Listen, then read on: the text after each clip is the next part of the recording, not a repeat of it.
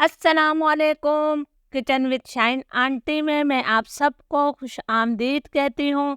आज मैं अपने किचन में बहुत ही चटपटी चटखारेदार गार्लिक भिंडी की सब्जी बना रही हूँ। बहुत मज़े की ये सब्जी बनती है। इसके लिए मैंने आधा किलो भिंडियाँ ली हैं और इन्हें अच्छी तरह से धोने के बाद पंखे की हवा के नीचे इन्हें मैंने खुश्क किया। फिर इसके बाद मैंने काट लिया है। आप देख सकते हैं कि भिंडियाँ हमारी मुकम्मल तौर पर खुश्क हैं।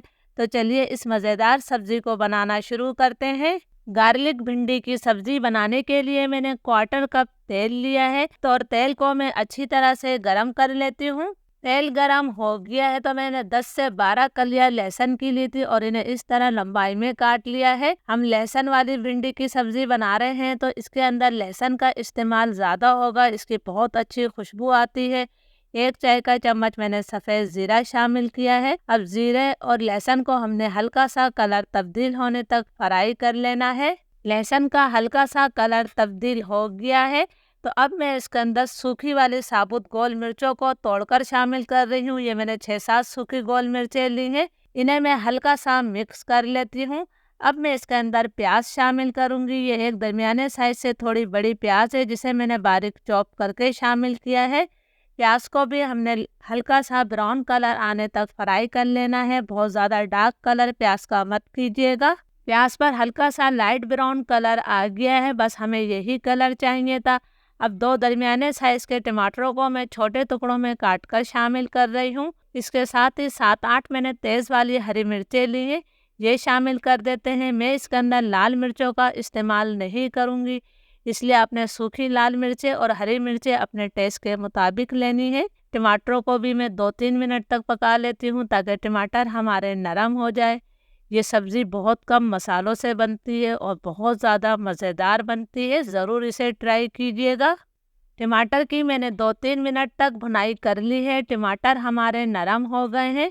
अब मैं इसके अंदर कुछ पाउडर मसाले शामिल करूँगी। आधा चाय का चम्मच में धनिया पाउडर शामिल कर रही हूँ। आधा चाय का चम्मच ही हम हल्दी डाल देते हैं। नमक का इस्तेमाल मैं बाद में करूँगी।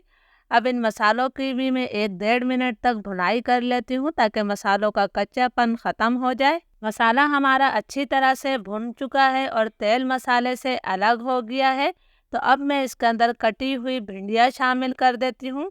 फ्लेम मेरा मीडियम है। मीडियम फ्लेम पर हम इन भिंडियों को 3 से 4 मिनट तक अच्छी तरह मसाले के साथ भी भूनेंगे।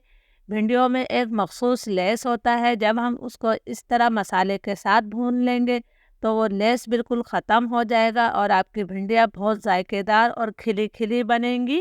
4-5 मिनट तक मैंने भिंडियों की अच्छी तरह से मसाले के साथ भुनाई कर ली है।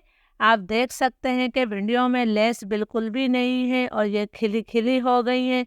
अब मैं इसके अंदर 1 चाय का चम्मच नमक शामिल कर रही हूँ। आप अपने टेस्ट के मुताबिक नमक ले सकते हैं।